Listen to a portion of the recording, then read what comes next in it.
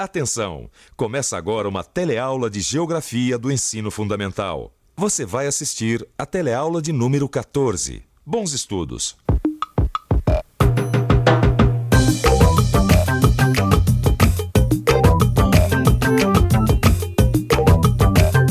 Bom dia. Você acha que o tempo vai mudar? Quem sabe, se olhar para lá pode ver que já está chovendo, né? Me parece que não. À tarde. Por quê? É o que tem acontecido quase todo dia. A gente pega uma capa de chuva, quem tem barco usa o seu barco e paciência, é isso aí. Eu também acho. Como prever o tempo? Esse é um dos temas da nossa teleaula de hoje. Nesta teleaula você vai aprender o que são as massas de ar e como elas se deslocam na atmosfera. Vai ver como podemos acompanhar o deslocamento das diferentes massas de ar e prever as mudanças no tempo. Vai aprender o que é pressão e umidade atmosférica e como todos esses fatores influem no clima de cada região. Nossa teleaula está começando agora.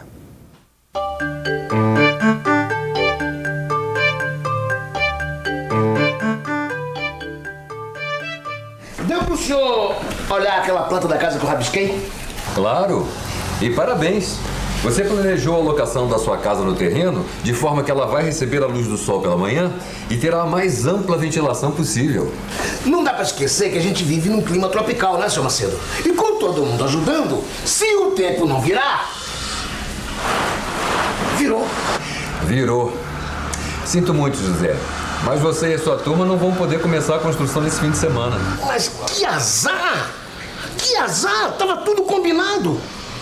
Como é que eu podia prever que o tempo ia virar? Você devia ter acompanhado o deslocamento das massas de ar. É assim que se faz a previsão do tempo. Dia chuvoso por causa de uma frente fria. A temperatura deve cair em toda a região sudeste. Zonas de instabilidade no litoral. Presença de ar quente na região nordeste mantém temperaturas elevadas e dia claro. Nebulosidade variável no sul. Frente fria, zonas de instabilidade, nebulosidade variável. Todos esses termos que a gente escuta na previsão do tempo se referem a movimentos que estão acontecendo no ar. Quer dizer, deslocamentos de massas de ar de um lado para o outro. Essas massas de ar podem ser quentes ou frias, secas ou úmidas, dependendo do lugar de onde se originam. Esse é de Manaus, pertinho do Equador. Esse aqui é de Santos, pertinho do trópico. Olha só, esse é Groenlândia, no Círculo Polar. Cada um desses lugares tem diferentes tipos de massas de ar. Por quê? Dependendo do lugar de origem, a massa de ar pode ser equatorial, tropical e polar. Quer dizer, o ar de cada lugar é diferente. Por exemplo, Manaus e toda essa região próxima do Equador, o ar é quente e úmido. Já na Groenlândia e toda essa região que fica nos polos, o ar é frio e seco. Acho que você já reparou que nós estamos falando de duas diferenças importantes: a temperatura e a umidade do ar. Temperatura e umidade. Como cada massa de ar tem características previsíveis de temperatura e umidade, é possível antecipar o que vai acontecer quando uma massa de ar se deslocar de um lugar e atingir outra região. Se vai chover, esquentar, se está entrando uma frente fria, etc. O que é uma frente fria? Frente fria é quando uma massa de ar frio encontra uma massa de ar mais quente. Quer ver? Ver? Ver como? Como é que dá para acompanhar o deslocamento das massas de ar? Como é? Hoje em dia, nós temos fotos da Terra tiradas por satélites que permitem acompanhar o deslocamento das massas de ar. Olha aqui uma massa polar. É fácil ver porque na zona de contato entre as massas de ar formam-se nuvens. E se fica uma massa de ar indo para lá e outra vindo para cá, deve ser uma confusão lá em cima, né? Bom, o movimento das massas de ar acontece na atmosfera. Atmosfera? A atmosfera é essa camada gasosa que envolve a Terra. Próxima à superfície terrestre, ela é composta principalmente por nitrogênio e oxigênio em proporções constantes. Já o vapor d'água entra na composição atmosférica em proporções muito variáveis. É maior nas massas de ar que se originam sobre os oceanos e menor nas que se originam nos continentes. Sem o vapor d'água, não teríamos nuvens nem chuvas. O processo de aquecimento da atmosfera é indireto. O Sol aquece a superfície terrestre e o calor irradiado aquece a atmosfera. É por isso que a temperatura de um lugar depende de quanto ela é exposta aos raios solares, o que varia em função da sua maior proximidade ou distância do Equador, ou seja, de sua latitude. Quando a temperatura da superfície da Terra está maior que a do ar, essa massa que recebe o aquecimento torna-se instável e apresenta movimentos ascendentes e descendentes. E outra coisa importante que explica essa movimentação das massas de ar de um lugar para o outro é a diferença de peso do ar. Você acha que o ar tem peso? Sim. Peso do ar, eu acho que ele tem um peso muito forte. Eu acho que é bem pesado, principalmente de São Paulo. Por quê? Porque é muito poluído. Não, eu senti o ar, o peso não. Para a gente ver que o ar tem peso, o mais fácil é observar o que acontece com alguma coisa mais leve que o ar. Como o gás que está dentro desse balão. Porque o ar tem peso, ele exerce uma pressão sobre toda a superfície da Terra. É o que nós chamamos de pressão atmosférica. O peso do ar, quer dizer, a pressão atmosférica varia o tempo todo. Para medir o peso do ar, nós usamos um aparelho que se chama barômetro. Isto é um barômetro. Ele tem no meio uma coluna de mercúrio que sobe ou desce segundo a variação da pressão atmosférica. No nível do mar, se a temperatura for de 20 graus Celsius, a pressão do ar será de 760 milímetros, ou 1013 milibares, que é a unidade de medida para a pressão atmosférica. Se a temperatura estiver 20 graus, por quê?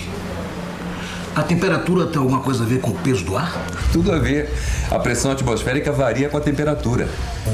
A viagem começou sem sustos. Quando saímos do Rio com direção ao Polo Norte, a temperatura era de 20 graus e a pressão atmosférica de 760 milímetros. Essa viagem é perfeita para uma pesquisa sobre os contrastes de pressão. A primeira escala é na Polinésia Central. Como lá está na linha do Equador, o ar é mais quente, rarefeito e a pressão baixa. O barômetro marca menos de 760 milímetros. Quando se chega no polo, a primeira coisa que se sente é o ar frio. Tão frio que esse ar se contrai, fica mais denso. E a pressão é alta, mais de 760 milímetros. Nos polos, a pressão é sempre mais alta que no Equador, porque a densidade do ar varia por causa da mudança de temperatura. É essa diferença de pressão que faz com que o ar polar se desloque em direção ao Equador. Quando isso acontece, dizemos que está entrando uma frente fria. Então, essa frente fria que a gente está vendo aqui é o resultado do encontro de uma massa de ar que se deslocou do polo até aqui. Olha só! Tudo porque a pressão do ar mais frio é maior que a do ar quente. É, mas além da temperatura, tem outra coisa que também faz variar a pressão: a altitude. Pensa num avião, por exemplo. Ele sobe e vai atravessando muitas zonas com pressões diferentes, porque quanto maior a altitude, menor o peso do ar. Quer dizer, nas zonas mais altas, o ar é mais rarefeito e a pressão é menor. É por isso que os aviões que sobem até 10 mil metros de altitude têm as cabines pressurizadas, ou seja, são equipados para que os passageiros não sintam a variação de pressão da altitude. Além do que, o ar a 10 mil metros é tão rarefeito que é impossível respirar. Altitude, temperatura, tudo isso influi na pressão do ar. E a diferença de pressão, como você já viu, é importante para explicar por que as massas de ar se movimentam. Agora, para constatar a movimentação do ar, você não precisa esperar uma frente fria. Basta observar o vento. O vento é o ar em movimento. Bem, já deu para você perceber como se formam os ventos, não deu? A atmosfera é aquecida em sua parte inferior. Isso provoca movimentos do ar. Para cima e para baixo. É isso que dá origem aos ventos. Esse desenho mostra as diferenças de pressão e como se formam os ventos. Os ventos se originam nas zonas de alta pressão e se dirigem para áreas de baixa pressão.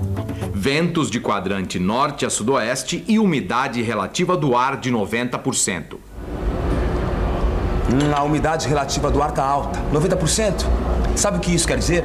Que o ar, na temperatura que ele está agora, tem uma alta quantidade de vapor d'água. Você deve se lembrar que a água entra na atmosfera através da evaporação. Dependendo da temperatura do ar, ele pode conter mais ou menos vapor d'água. É por isso que a gente fala em umidade relativa. relativa à temperatura do ar. Dá só uma olhada aqui. Quando o ar encontra uma temperatura mais baixa, o vapor de água condensa, formando as nuvens. Quando as nuvens encontram uma temperatura ainda menor, as gotículas se aglutinam. Quer dizer, quanto mais baixa a temperatura do ar, menor a capacidade dele reter o vapor d'água. Aí o excesso de vapor d'água é expelido e chove. Chove, quer dizer, a água se precipita na forma de chuva. Se a temperatura do ar estiver mais baixa ainda quando houver a condensação, em vez de água, cai granizo ou neve. Agora eu tô entendendo melhor. Porque quando entra uma frente fria, o tempo muda e chove. E por que é que você acha que está chovendo agora, por exemplo? Bem, deixa eu ver. A temperatura estava alta. O que fez é evaporar mais água. Esse ar, cheio de vapor d'água, encontrou uma camada mais fria que veio do polo e condensou, formando as nuvens, carregadas de gotículas de água. E então, choveu. Choveu. E agora você pode continuar seu raciocínio e descobrir por que tem lugares em que chove mais do que em outros. Peraí, deixa eu pensar um pouco. Vamos pensar um pouco. As zonas perto do Equador são muito chuvosas. Essas regiões têm temperaturas sempre altas e isso provoca elevada evaporação, quer dizer, vapor d'água no ar. Nas regiões litorâneas, temos a ação de correntes marítimas quentes e, por isso, chove mais. Já onde as correntes são frias ou no interior dos continentes, a evaporação é mais difícil e chove menos porque a umidade ficou retida junto ao litoral. Nas regiões polares, devido às temperaturas muito baixas, as nevadas são mais frequentes que as chuvas. No mapa que mostra a quantidade de chuvas que cada região da Terra recebe, a gente pode notar tudo isso. Pode notar também que do Equador para os trópicos, as chuvas diminuem. É no interior dos continentes, nas regiões próximas dos trópicos, que estão as áreas muito secas, os desertos. Nunca vi um lugar assim. O deserto é impressionante. É a área mais seca do planeta. Não chove quase nunca. Isso tem a ver com o movimento do ar e a diferença de pressão. As altas temperaturas da faixa equatorial forçam a subida do ar, o que produz a baixa pressão. Esse ar desce nas regiões próximas aos trópicos e forma núcleos de alta pressão, sem criar condições para que chova. A massa de ar funciona como uma esponja, absorvendo a umidade do continente, formando os desertos. Como você vê, o clima de cada região depende de vários fatores. Quanta coisa, seu Macedo! Deixa eu ver se eu entendi. A posição de um lugar com relação ao Equador, quer dizer, a sua latitude, mais a sua altitude, as correntes marinhas que o afetam, estar no continente ou no litoral, sua vegetação, vão influir na sua temperatura, pressão atmosférica, ventos, umidade do ar, nuvens e quantidade de chuvas. É isso que origina os diferentes climas na Terra. E é clima quente, clima frio, e isso muda tudo. Muda até a paisagem. Ah, muda mesmo. Você já reparou que nós podemos deduzir o clima de uma região pela paisagem que ela apresenta?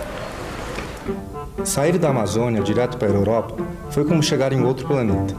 Parece que tudo é diferente, principalmente o clima e a paisagem, o tipo de vegetação. A vegetação de um lugar com um clima quente como a Amazônia é densa, exuberante e cheia de espécies diferentes. Isso porque é uma região onde chove muito e que fica muito exposta ao sol. As temperaturas são elevadas e as chuvas ocorrem o ano todo. Já na Europa, o clima é frio e as estações do ano são bem definidas. A vegetação temperada acompanha o ritmo das estações, com grande contraste entre a primavera e verão e o outono e inverno.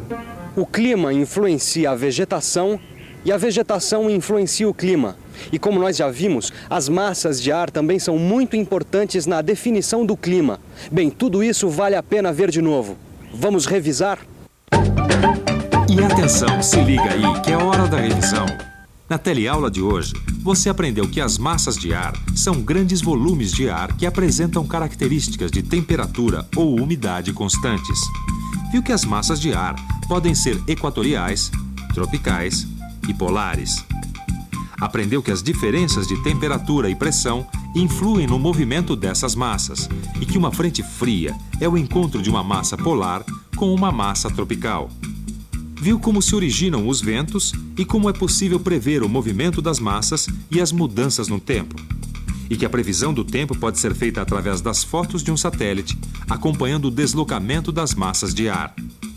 Aprendeu também porque as diferentes regiões da Terra recebem quantidades de chuva diferentes. Até a próxima teleaula!